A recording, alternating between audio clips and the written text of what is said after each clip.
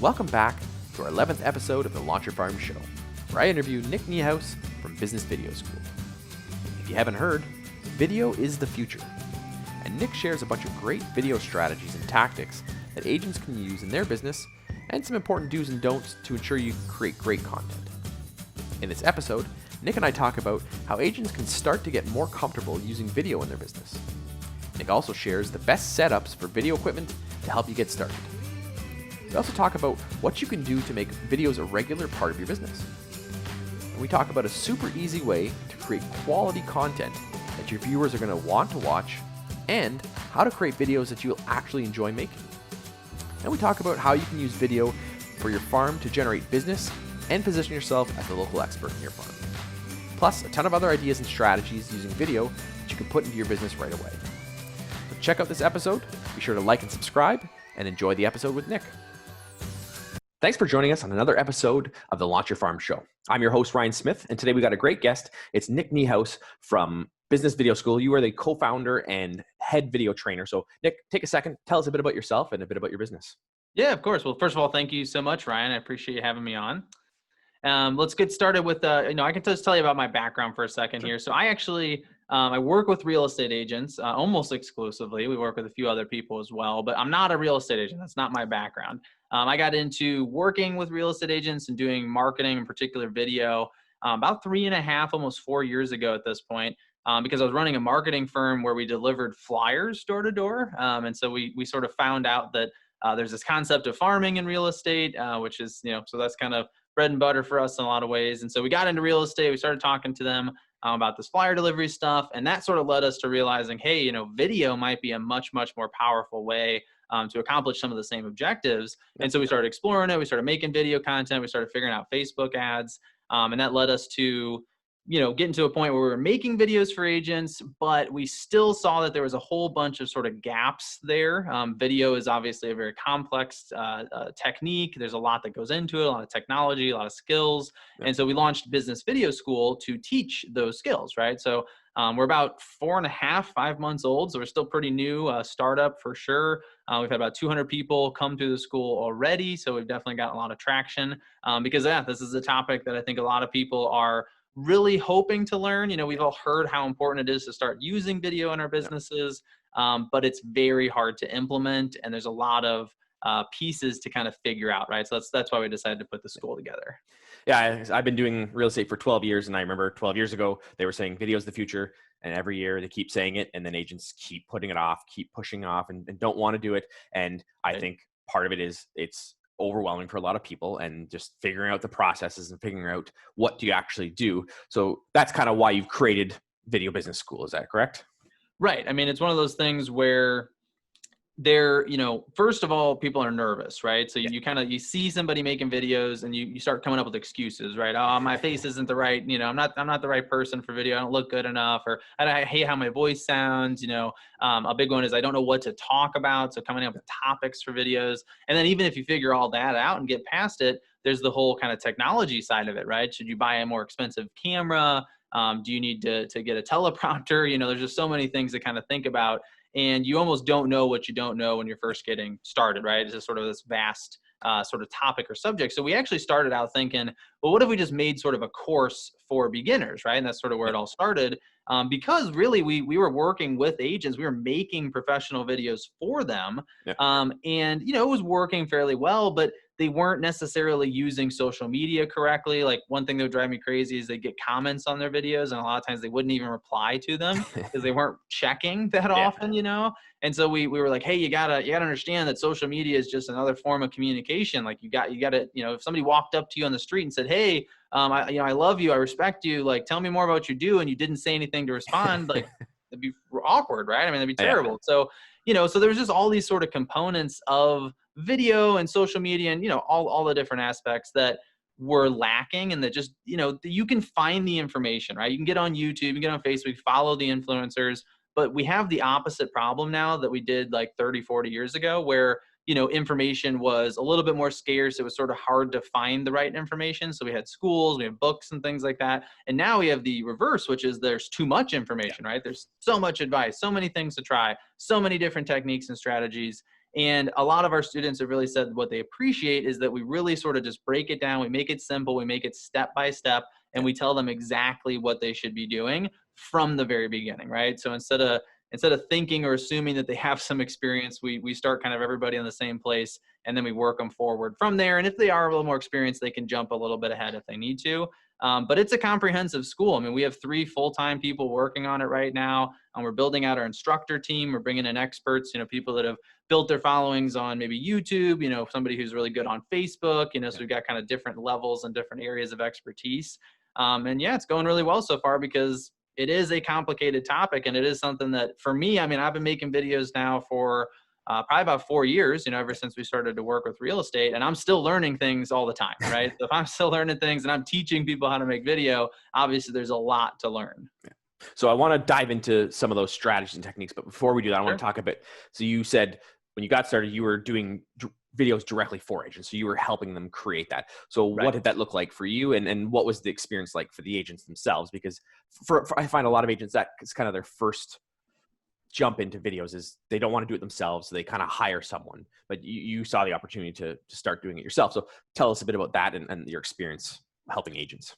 Yeah. So, I mean, when I first, so about 4 years ago when we got into this, when I was looking at online, we got into online ads first, right? So we started doing Facebook ads, and the way we sort of stumbled on video as an opportunity is if you were running in the marketing circles at the time, like it was really buzzy, right? It was very much like, oh, video, you got to be running videos. The return on investment, return on ad spend is so much higher with video, all that kind of stuff, right? Yeah.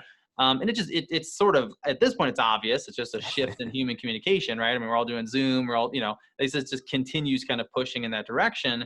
But first thing we had to do is I was like, well, if I'm gonna do this for someone else, I got to learn to do it myself, right? So we set up we're actually down in a startup incubator at the time in downtown St. Louis, and we had a storage rental in the basement, right? So you go down to this sort of sketchy basement in this big old, really old 150 or so year old building. We had this tiny storage unit, which was maybe 6-7 feet across. It really wasn't that big. And so I set up some lights. I set up a tripod. Honestly, I did more prep than I really needed to, right? And again, a lot of people do that. You kind of buy equipment as a way of procrastinating, which I was totally guilty of doing. And so when I finally started, I was making these, fairly polished, professional looking talking head videos, so you're just sitting there in front of a wall talking to the camera. Which those I think have fallen out of style a little bit because there's just so much more video content today than there was even just a few years ago. But that's how we got started. And then in the process, we sort of started to figure out, how to make a basic video. So I think one of the differentiators that we had in that business, which is still around, is called Connect Video.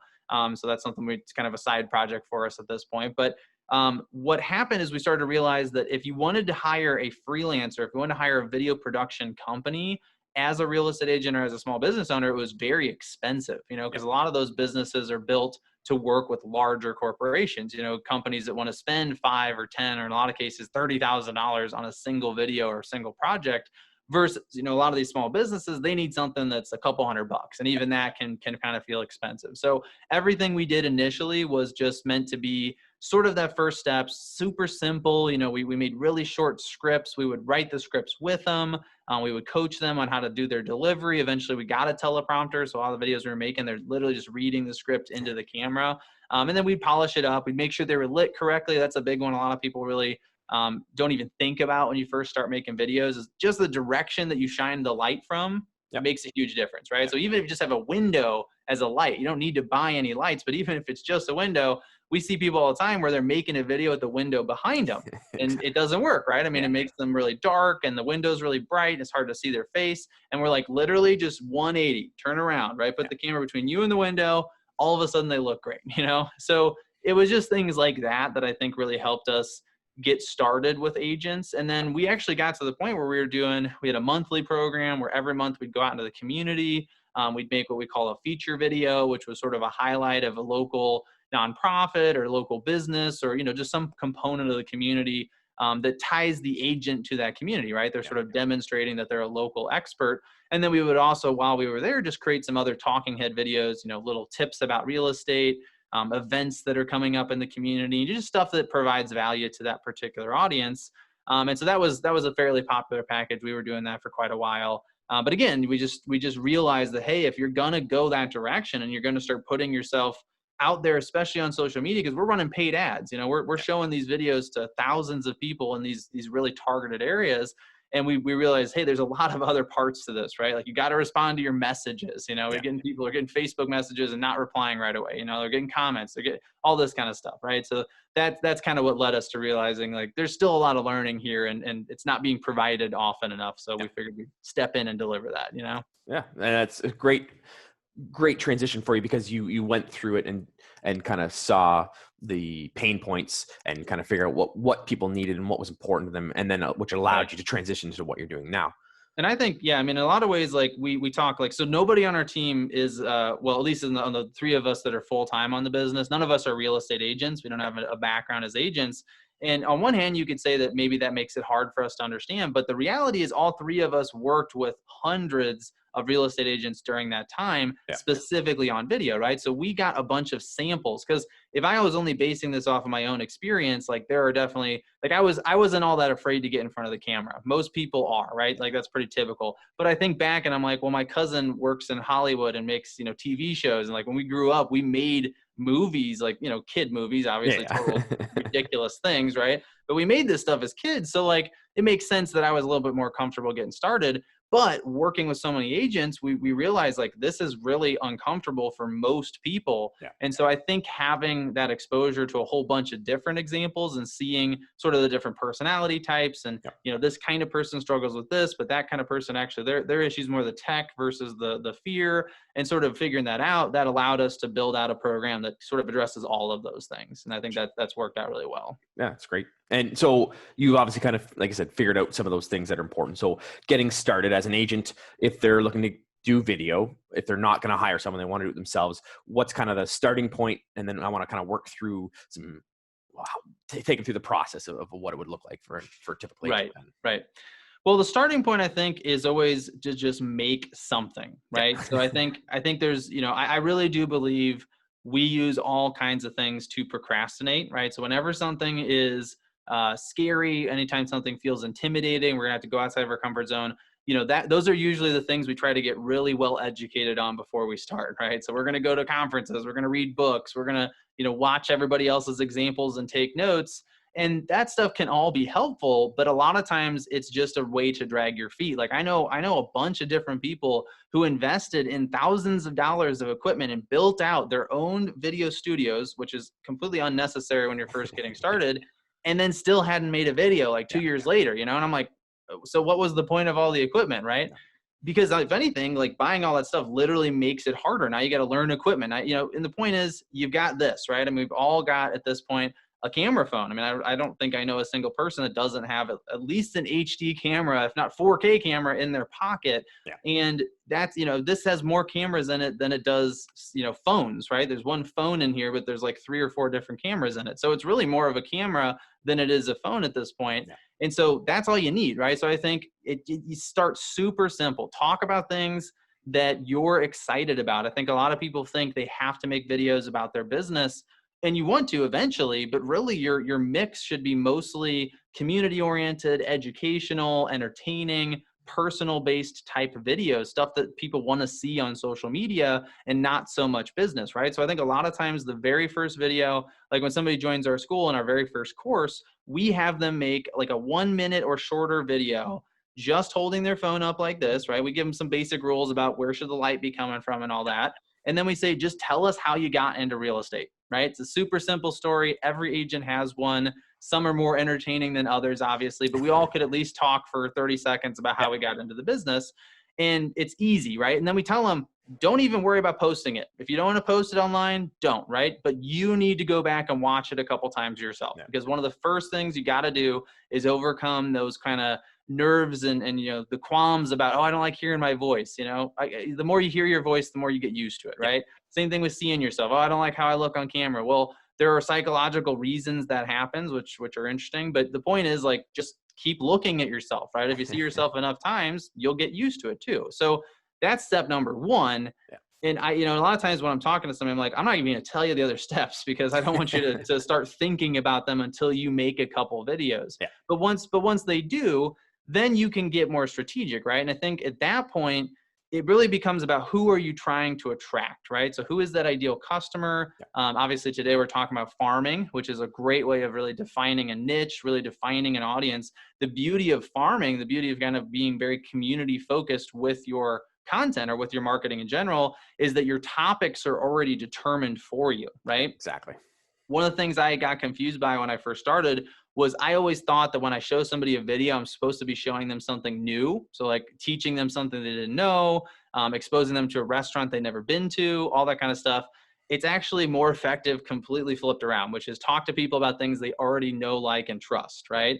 So you focus on things like, hey, here's the restaurant. Well, guess who's going to watch the video? Mostly people that have been to that restaurant before and like that restaurant, right? So if I make a video about the restaurant, down on the corner that's been there for 20 years, and I go in, I show some of the, decorations on the wall, and I try the food, and I talk to the owner a little bit, all the thousands of people that live in those neighborhoods that already like that restaurant, maybe know the owner, they're going to love that video, right?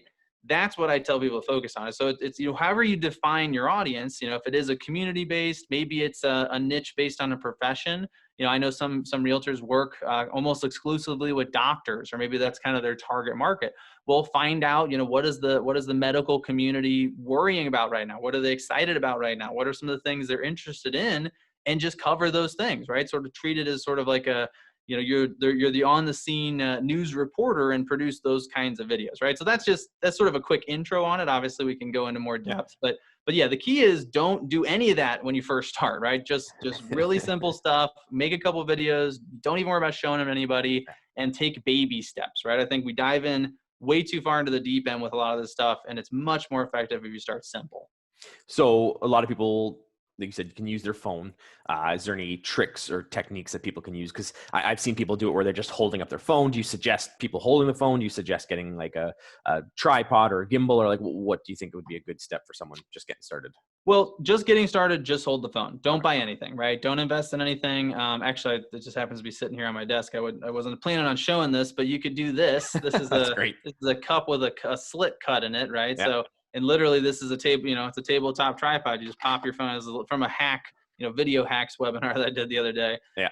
So, it's like you can prop your phone up on the table. You don't necessarily have to hold it, but you don't also need to spend any money. And again, I only say that because people will use that as a reason not to make their videos. Once you do that though, once you're past that point, I think tripod is a no-brainer, right? I mean, shaky footage can drive a lot of people nuts. A lot of phones, if you have a newer phone, it actually has probably pretty good stabilization technology in it, which is all electronic, right? But so that will make your video look a lot smoother, even if you are holding the device. But if you can put it on a tripod of some kind, obviously that's going to be ideal.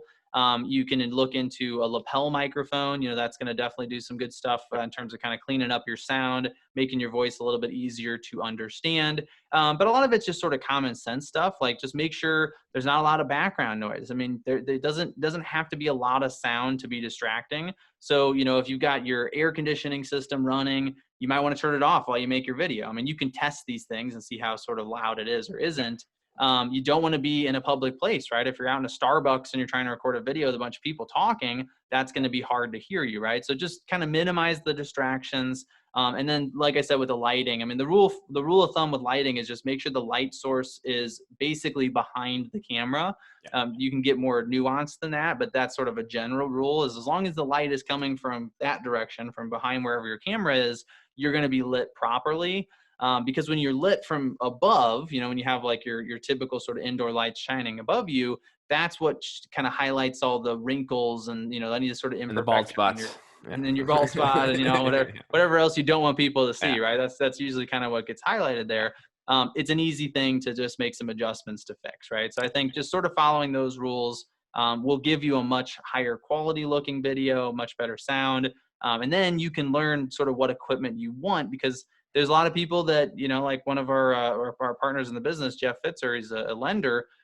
He's really built a national name for himself using video, and she shoots almost everything on his cell phone. He uses very little equipment. It feels very authentic. It feels very much like you're sort of getting a sneak peek into his life. And I think a lot of people prefer that versus super polished professional looking stuff, because that's what they expect to see. They expect to see this sort of more organic feeling stuff on social media. That's a great point, because a lot of people think that they have to create this Hollywood production, and in many cases that can turn away a lot of people and go, oh, he's untouchable, he's not a real person. And when you can create that realistic, they know you're shooting with your phone, they know you're a genuine person just trying to create content for them, that can actually create more trust. So that's a great point. So you mentioned the equipment. I know, like I said, the sky's the limit. I'm one of the people who buy a lot. I've got all my equipment sitting down here of stuff that I've bought that I use only half of. When you get going, how soon should you start looking into upgrading? Because people may get started and then they go, okay, well, when will they know they need to hit the next level of trying to upgrade? Right. It's a good question. I mean, I think what you have to always think about is equipment is there to solve a problem, right? Yeah. You should experience that problem before you buy the equipment to solve it, right? So for instance, like people will run out and they'll invest in a gimbal, right? Yeah. You can get it, and if you do buy a gimbal, I highly recommend, if you're going for a phone gimbal, the DJI Osmo Mobile 3. It's a relatively new gimbal. But that one's great. I think there you go. As I say, it looks like you're grabbing it right now, right? It's collapsible. It's much more compact than your typical gimbal. But it's about $120, right? Which is not a ton of money. I mean, all things considered, like, I think that's actually super affordable to be able to get that kind of footage. But a gimbal solves a particular problem, which is that you need to get smooth footage while moving, right? Well, until you actually get into that scenario, buying that equipment is just going to be a distraction, because there is a learning curve. I mean, a gimbal is, you got to get it balanced correctly. There's different buttons on it that do different things, so there's definitely some learning there, which can just be a distraction if you don't have a use for it, right? So if you're doing home tours, if you're doing something where you want to be moving around as you're talking, then that's a no-brainer, right? But again, I would run into the issue before you buy the equipment. So I think, things you're going to see that can be very helpful. Lighting is a big one, right? So investing in, I really like getting softbox lights. So some people like ring lights, some people like, you can get portable LEDs. Again, and this is why I say, wait till you see the problem, because for instance, if, your issue is, well, when I go out into a new house, I can't get the right lighting, I want to address that. Well, if that's your problem, then you want to buy lights that are transportable, right? You're going to probably want to buy something that's got a battery. It's going to be more compact. If you look at soft boxes, a lot of times they're 1.5 feet wide and 2 or 3 feet tall. I mean, they're pretty big things. They're not easy to move. If your problem is, I have a studio in my basement and I don't have enough lighting and I'm never going to move the lights from that room, well, then soft boxes are going to be perfect, right? Because they are big and bulky, but you plug them in. They're going to hold up really well. If you don't move them around very often, they're going to give you nice soft light, which is better than I think the light you get out of the LEDs. So that's kind of why I say that, is just you're going to address the particular situation. But I think lighting is really big. Audio obviously is really big. So getting a high-end microphone. I mean, you can start with a lapel microphone. You can get them on Amazon for $15-20. B&H Photo, all kinds of places sell them. You can get them just for a phone. Make sure if you do buy a lapel microphone, you get one that's either for a camera or a phone, because it's a different kind of jack. So that's important to remember. But those are kind of the two basics, is sound and lighting, obviously a tripod, something to give you some stability. And then beyond that, you're probably, it's going to really depend on what route you want to go. Like, a lot of people will choose not to do their own editing. I'm personally not a fan of editing videos. I'm very glad we have somebody on our team, Michael, that's awesome at doing it, because he makes me look a lot better. And so that's one thing that you're gonna have to decide, is like, do you like editing, right? Maybe try it on a free piece of software like iMovie, which is really basic, isn't gonna do much. But if you immediately hate it, then you should probably just put that money into hiring an editor, right? And that's a totally good use of your money. On the other hand, if you like it, then maybe you're going to invest in the higher end software, right? But you're going to, again, there's a big learning curve. And I always tell people, if you're going to get into editing your videos, you better feel like it's a hobby. It better be something you enjoy doing. Otherwise, it's going to become a really tedious task that you don't want to do. It's going to mean you don't get your videos turned around quickly because you're putting it off. And the money that you would have saved by not just paying somebody, $50 up to a couple $100 to edit it, you're not going to make back, because you're not putting your videos out anyway, right? So that just gives you a couple ideas. Yeah. That's a great point, because I think a lot of people get hung up on the editing, and depending on the style of what you're shooting. If you're just doing that down and dirty, quick recording, Facebook Live, editing is not even going to be a big thing. You just want to get out there. But if you're going to be doing that higher next level stuff, editing is important. And like you said, it can be worth it to have someone do it unless you really enjoy it. So that's definitely a great point. I find another area that agents get hung up on is the actual content itself. And you touched on it earlier about when you're doing farming, you have all the content built in. And one of the things that I've, through doing this project, I surveyed hundreds of agents, and out of the 3 top things that they were struggling with, what do I actually send out and what do I do for marketing was the top one. Agents get hung up and they think they have to be expert on real estate. And when it comes to farming, I tell people all the time, the farm is not about real estate. There's a real estate element to it, but it's about the community. It's about the businesses. It's about what's going on in the area. So can you talk a bit about how people can come up with different content and different ideas for their videos then? Sure. Yeah, of course. I think that, so we do this exercise with our students where we say, okay, we're going to define what's called a customer avatar, which is basically, it's both demographic and psychographic information about an ideal customer. And what's cool about this process is that a customer avatar is it's a defined individual person, right? So a lot of times when we think about our marketing, we actually go the other direction, and we think, how can we appeal to as many different people as possible? Yeah. And, I kind of throw this challenge out to people where I'm like, all right, give me a topic that both a 75-year-old man and a 21-year-old woman are going to both find interesting for sure, right? Now, you can probably find a couple ideas, but there's not going to be many ideas, right? And they're going to probably be fairly bland because you're trying to include these vastly different people in the same targeting, right? Versus if I say, let's define this person as a 35-year-old guy who's an engineer who has 2 kids, and they're both 7 and 9. And he's married and he lives in this part of town and he's really interested in playing soccer, and I give all this detail. Now come up with some ideas on something that person would find interesting. Yeah. You've got a laundry list, right? I mean, because it's an exact person.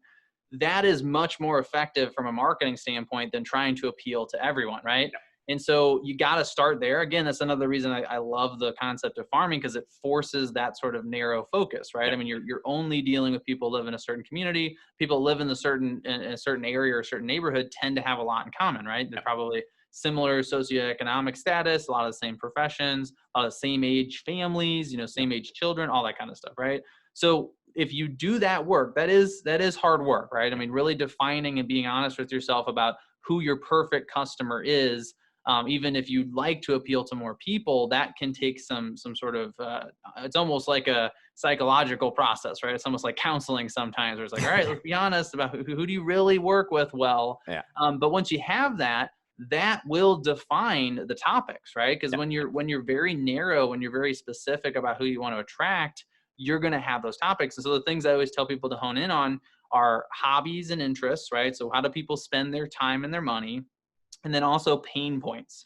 So what are the things that they're experiencing that are causing pain in their life? They do not have to be related to real estate, right? Yeah. If someone is, experiencing the pain of just seeing their kids grow up, for instance, right? Because we're talking about somebody that's got children.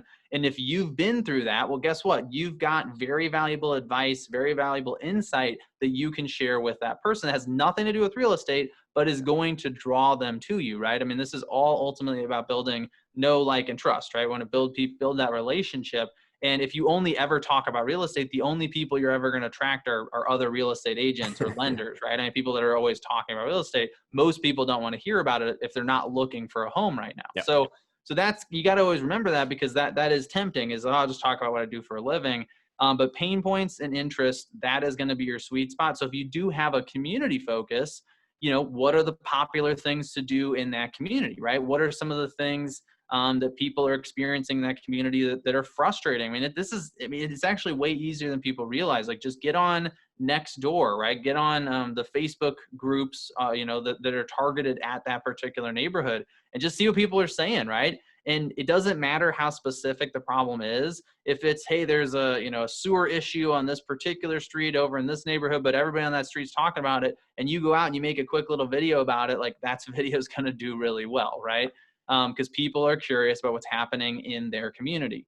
Yeah. So that's really what I would suggest, is just really hone in on who is it you're trying to attract, and then pain points and interests are going to define it. The last thing I will say is also don't be afraid to overlap your own pain points and interests with your ideal customer, right? Because if you find stuff you talk about that you have a passion for, that you already know that person is going to find interesting, that's your sweet spot, right? I mean, that's going to be good content. You're going to be compelling in those videos.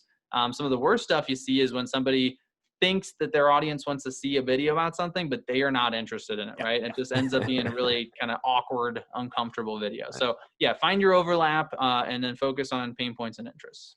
That's a great advice. And so one of my past guests, Matt Santagapita, he's basically cataloged his whole city, and he's done videos for all the businesses, all the things that are going on in the community. And he said one of the big thing for him is that he's segmented his database into interest points, and he can now send, so if someone's into baseball, and they do something about baseball. If someone's into beer, and there's a new brewery that opens up, he can now send those video and that content to people who are more likely to like that. And he's really created a really unique experience for a lot of people. Or same thing he said with parents. So he could send stuff with parents, or fathers. So if it's Father's Day, he can send them a Father's Day video. And he said that takes time and work, but that's when you really start getting way more effectiveness with your videos, when it's being seen by the right people. Right. I mean, it's all about building a relationship. I think it's so easy to make these things more complicated than they are, right? It's very tempting to do that, but all you're doing is trying to forward the relationship that you're building with the people who are watching your content. I mean, it's literally called a parasocial relationship, when you have a one-sided relationship with like a celebrity, right? Where they don't know you, but you know them really well. Yeah. And we now have the ability to use that in our business, right? So yeah, I love the idea of, segmenting, and, and it might feel like, oh, I just want to show this to everybody. But if you're only showing to people who have an interest already, they're going to appreciate it, and you're not going to bother anybody else. So I love that idea. That's a little more advanced, obviously. It's a little more work to do, but that I'm sure works very well for them. So that's great. So I find another area that agents struggle with, and I'm sure you would agree, is that, okay, I've made a video, I've got good content.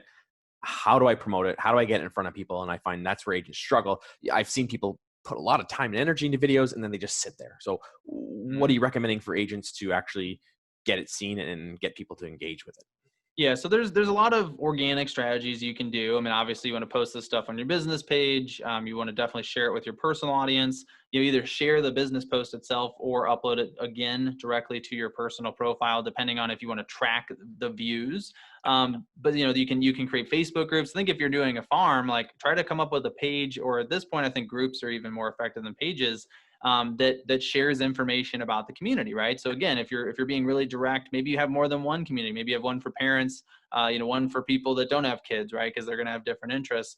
But that can be really effective. I love finding partners, people that are willing to promote your content sort of in exchange. So a great way to establish those kinds of relationships is to interview that person, do an interview video and highlight them and their business. They will share that. And then now they're going to be interested in continuing to help you promote your business, right? So you can make that formal, or you can just kind of, leave it informal and hope they do it. But ultimately, what I really encourage people to think about, and because there's a million different organic strategies, but I really encourage them to think about spending money to promote their videos, right? I think that I don't get it. I don't understand why a lot of agents still get angry about the fact that Facebook doesn't show their stuff to everyone, right? Like, oh man, Facebook used to be free, blah, blah, blah. It's like, well, they're one of the most valuable companies in the world. And that's because their advertising platform is probably the most advanced advertising platform ever built, right? It's stupid not to use it, especially because it doesn't have to cost that much money. I mean, I can spend... I've had videos where for every $2 or less that I've spent to promote the video, I've gotten an hour of view time from my target audience, right? They're not always that low, but I mean, you got to think about if you were to go out and define this target audience and say, hey, I want people to live in this area that, have these interests, all that kind of stuff. And again, there are certain rules if you're advertising housing that you're going to have to follow. So that can be kind of limiting. But if no matter what you do, you're targeting people who would be good customers for you. What is their attention worth, right? I mean, for me, it's like when I target real estate agents with our ads, if I had to spend $50 an hour to get their undivided attention on me, I would do it, right? I mean, that would be worth the cost. And really, if you do a good job and you make an interesting video, it's more like $2 or $3 an hour, right? So that to me just seems like a huge missed opportunity. It's the difference between 200 views. I mean, you could do a decent job of your organic promotion and still just get a few hundred views, right? Especially if you don't have a large existing audience. So, we've had examples of somebody that got 200, 300 organic views because they only have a couple hundred friends. They've only got 100 likes on their page. And then we ran an ad and they had 5,000 total views a week later, right?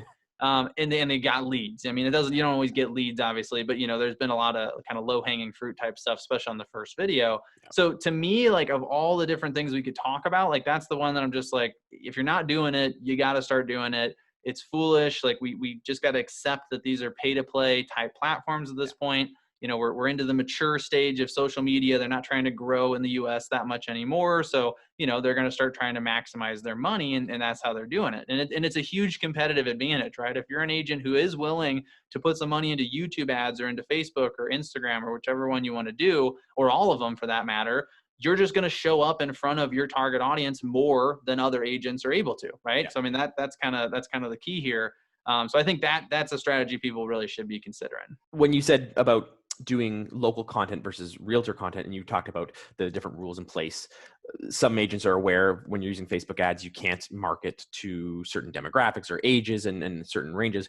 One of the workarounds, which I've heard, is by doing community stuff, you kind of bypass that. And then also benefit of doing community-based videos is you're bypassing the other agents, because a lot of agents out there aren't doing that. They're out there thinking they've got to create content about real estate or content about themselves and how great they are, or content about that listing. By showcasing the community, you're going to stand out a lot more than the agent who's just trying to show off their business.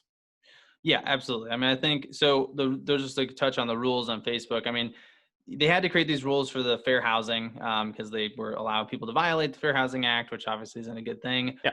So what happens is, if you have an ad that's for housing, right? So I mean, it's got to be an ad that's specifically about home for sale. Listing ads obviously would fall in that category. Yeah. But the challenge is if Facebook sees that the name of your business page has the word real estate or realtor in it, a lot of times they're just going to flag everything you post as about housing, right? So yeah, if you create a page, or if you just have your name on your page and not not the real estate words, or if you create a page that's about a community, which I think is a very smart strategy for agents in particular, you can probably get past that stuff, right? So if you do that correctly, then you can get into all this kind of targeting, and then that's really powerful type of stuff, right? So I think if you pages, you can't run ads from groups, so if you're going to create a group that is community focused, then also create a page with the same name or a very similar name. Then you can run the ads through the page, and then you can obviously try to get people to join the group. I think groups are a super awesome opportunity right now because you get sort of a captive audience. And I know Facebook is also really encouraging participation in groups because they're trying to drive what they call more meaningful conversations rather than just arguing about politics and the pandemic all the time. Yeah, and I think that's that's part of the reason why I tell people to do a community-based page or group and not be about just real estate. And you can do that by sharing. When you work together with your own group, you can then share your posts in that group, and you can share your real estate content. And if you're running it and you're the only real estate agent that's controlling the content, then you can at least control what real estate content gets in there. So by doing a community-based, like I've got one for the farm that I do, and it's Life in Binbrook, and it's about living in the community. And then I've seen people do living in or just stuff about the community. And by doing that, it opens up a lot more different marketing avenues that you couldn't do just as real estate by itself.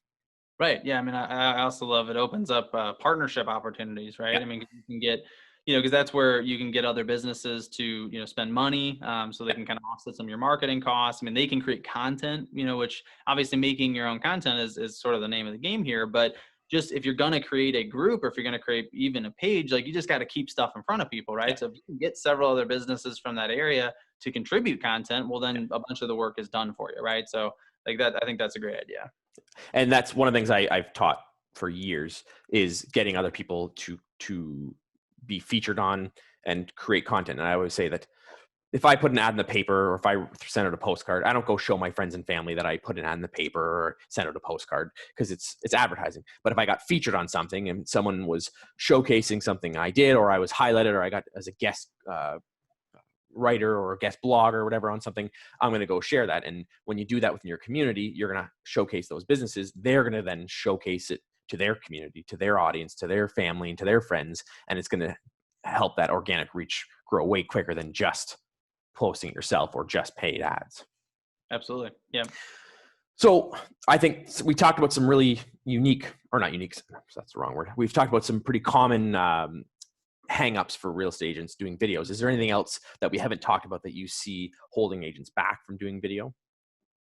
Well, I mean, the stuff that comes up, all the time, people just feeling uncomfortable on camera, not being sure what to talk about. Not understanding the tech, I mean, that's something that kind of comes into play here. And I think, again, you've got a phone, as long as you know how to hit the record button, then you don't really need to understand anything more advanced than that. And I think that's really it, because, beyond those things, it's like the getting started is always the hardest part. I mean, with anything, right? You're going to start a new diet, you're going to start working out. Getting into the gym for the first time is usually the hardest of those trips. So, until you do that, until you start making at least a few videos, it's sort of hard to know what else you're going to run into in terms of your challenges. Because I will say that I do think distribution, which we did touch on, I think that is one that once you've gotten started and you're making videos consistently, that can be a frustrating problem. Is making videos, but I'm only getting 50 views per video. Is that worth it, right? How do I increase those numbers? But then, I mean, once you're in it, I mean, you just don't know what you're going to run into in terms of challenges or problems, because they sort of run the gamut a little bit.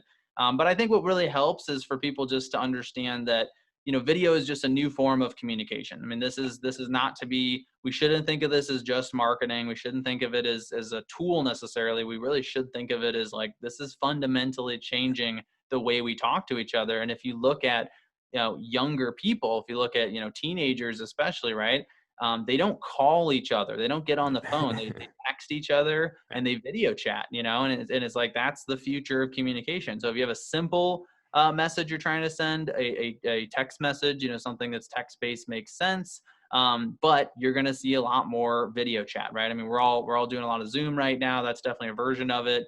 FaceTime, all those kinds of opportunities. And that's only going to expand. So I do think it's also very important when you're thinking about video to think of it as a one-to-one form of communication, right? So looking for ways to send personalized videos, right? So send people birthday messages on their video that are customized for just them and things like that, right? So I think that, it's not necessarily a challenge that people think about, but it is a way of sort of interpreting video, and it really should create some urgency for you if you're watching this, right? If you're still sitting on your hands acting like maybe video will die out as a fad or whatever, I mean, that's not going to happen. I mean, I think we can confidently say that at this point.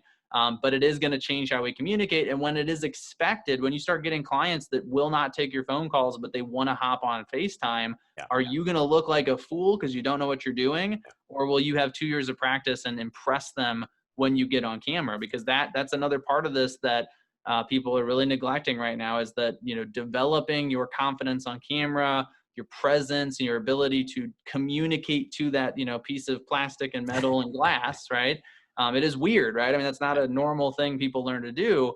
That takes time. And if you neglect it until you're forced to do it, you're going to always feel behind at that point, right? So I think we're in sort of this golden period of, there's a lot of information. There's a lot of people doing it, showing you how to do it. There's a lot of cool technology you can try, but it's also not fully adopted yet, right? So there's still a lot of people not doing it. So you can still get sort of an outsized benefit. And you're seeing that right now. You're seeing people that, are making really nice professional looking listing videos because they've been doing it for a few years. You're seeing people that are, doing social media really, really well because they've been practicing for a long time. And at this point, they are eating market share. I mean, they are completely dominating their competitors because they are communicating the way people want to be communicated with.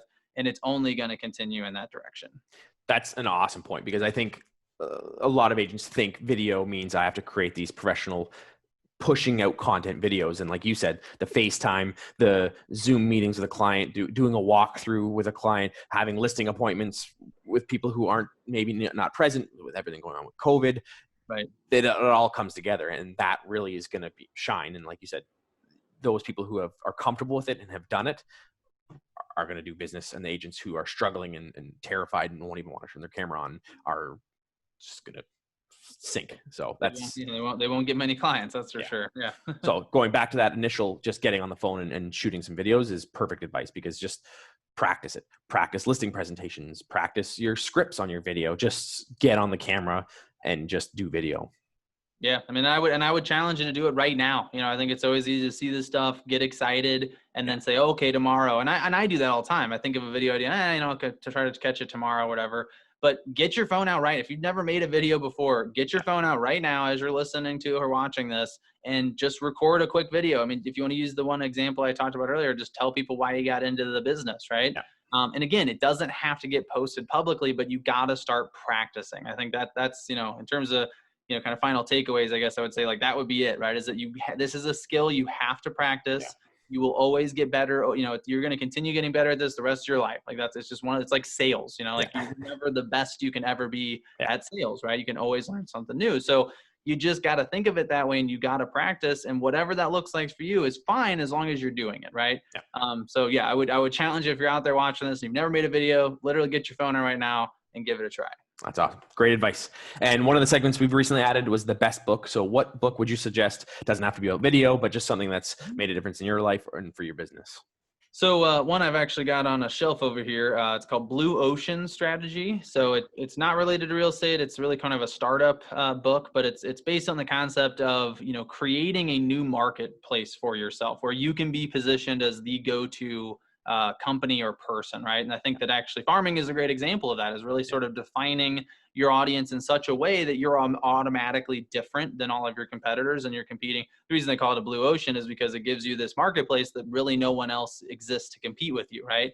So you're not in the red waters where there's lots of blood from people fighting with each other for business. You sort of create your own marketplace. So I love it. I mean, I love that concept. It's obviously something that we've really tried to implement in our business. But yeah, I think farming in particular is a great example of doing just that.